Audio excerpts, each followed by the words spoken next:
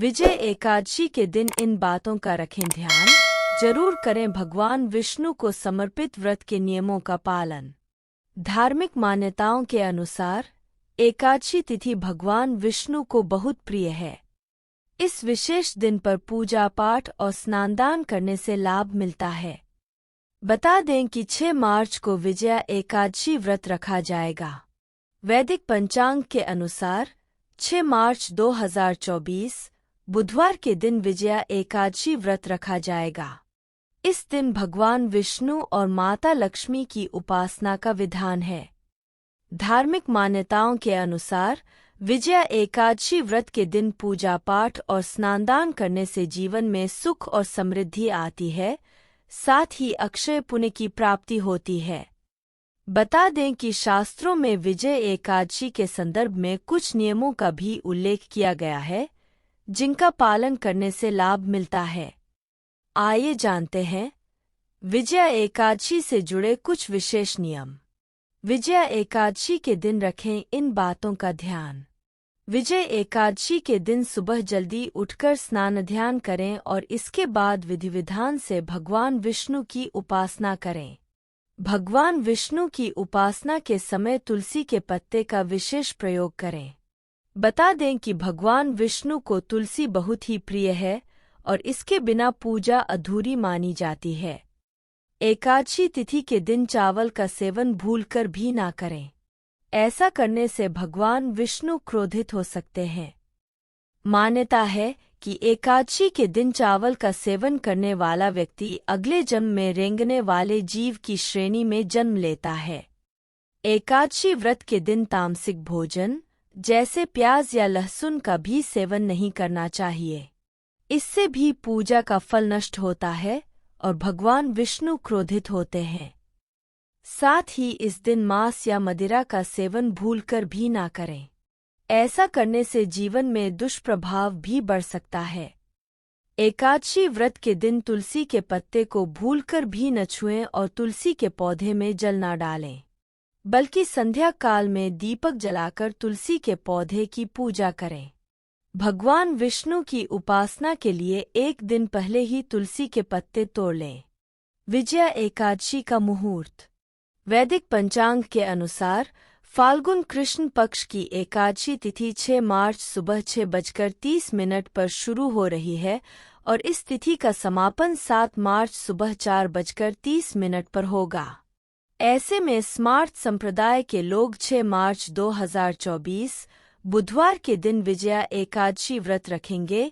वहीं वैष्णव संप्रदाय की अनुयायी 7 मार्च 2024 गुरुवार के दिन एकादशी व्रत का पालन करेंगे और इसी के अनुसार व्रत का पारण भी करेंगे।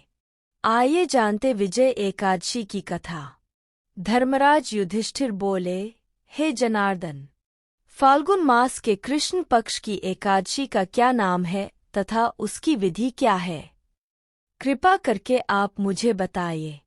श्री भगवान बोले, हे राजन, फाल्गुन मास के कृष्ण पक्ष की एकादशी का नाम विजया एकादशी है। इसके व्रत के प्रभाव से मनुष्य को विजय प्राप्त होती है। यह सब व्रतों से उत्तम व्रत है। इस विजया एकादशी के महात्म्य के श्रवण व पठन से समस्त पाप नाश को प्राप्त हो जाते हैं। एक समय देवर्षि नारद जी ने जगत पिता ब्रह्मा जी से कहा, महाराज, आप मुझसे फाल्गुन मास के कृष्ण पक्ष की एकादशी विधान कहिए। ब्रह्मा जी कहने लगे कि हे नारद, विजया एकादशी का व्रत पुराने तथा नए पापों को नाश करने वाला है। इस विजया एकादशी की विधि मैंने आज तक किसी से भी नहीं कही। यह समस्त मनुष्यों को विजय प्रदान करती है। त्रेता युग में मर्यादा पुरुषोत्तम श्री रामचंद्र जी को जब 14 वर्ष का वनवास हो गया, तब वे श्री लक्ष्मण तथा सीता जी सहित पंचवटी में निवास करने लगे। वहां पर दुष्ट रावण ने जब सीताजी का हरण किया, तब इस समाचार से श्री रामचंद्र जी तथा लक्ष्मण अत्यंत व्याकुल हुए और सीताजी की खोज में चल दिए। घूमते घूमते जब वे मरणासन जटायु के पास पहुँचे तो जटायु उन्हें सीताजी का वृत्तांत सुनाकर स्वर्गलोक चला गया। कुछ आगे जाकर उनकी सुग्रीव से मित्रता हुई और बाली का वध किया। हनुमान जी ने लंका में जाकर सीता जी का पता लगाया और उनसे श्री रामचंद्र जी और सुग्रीव की मित्रता का वर्णन किया। वहां से लौटकर हनुमान जी ने भगवान राम के पास आकर सब समाचार कहे। श्री रामचंद्र जी ने वानर सेना सहित सुग्रीव की संपत्ति से लंका को प्रस्थान किया। जब श्री रामचंद्र जी समुद्र से किनारे पहुंचे तब उन्होंने मगरमच्छ आदि से युक्त उस अगाध समुद्र को देखकर लक्ष्मण जी से कहा कि इस समुद्र को हम किस प्रकार से पार करेंगे। श्री लक्ष्मण ने कहा, हे पुराण पुरुषोत्तम, आप आदिपुरुष हैं, सब कुछ जानते हैं। यहाँ से आधा योजन दूर पर कुमारी द्वीप में वग्दालभ्य नाम के मुनि रहते हैं। उन्होंने अनेक ब्रह्मा देखे हैं, आप उनके पास जाकर इसका उपाय पूछिए।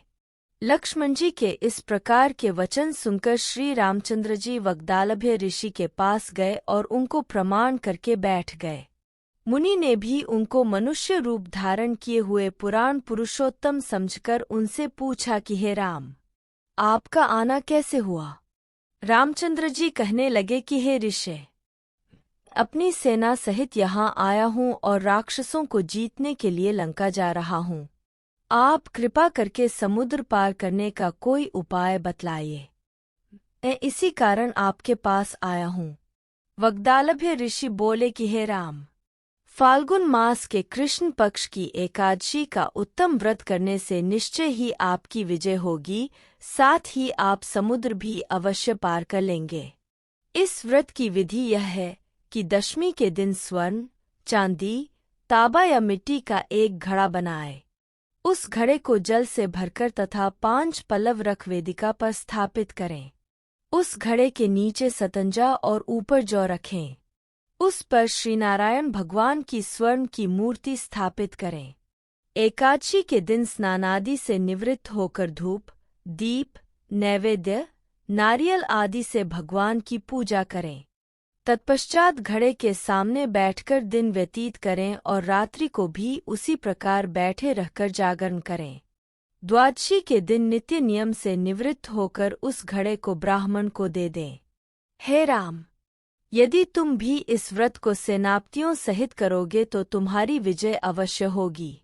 श्री रामचंद्र जी ने ऋषि के कथनानुसार इस व्रत को किया और इसके प्रभाव से दैत्यों पर विजय पाई।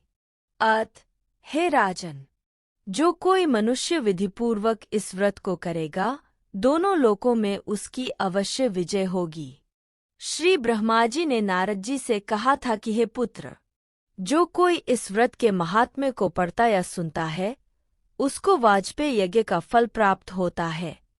आशा करती हूँ कि आपको मेरी वीडियो पसंद आई होगी। अगर आपको ये वीडियो अच्छी लगी है तो चैनल को लाइक एंड सब्सक्राइब करना ना भूले और इस तरह की धार्मिक कहानी सुनने के लिए बेल आइकन को प्रेस करना ना भूले।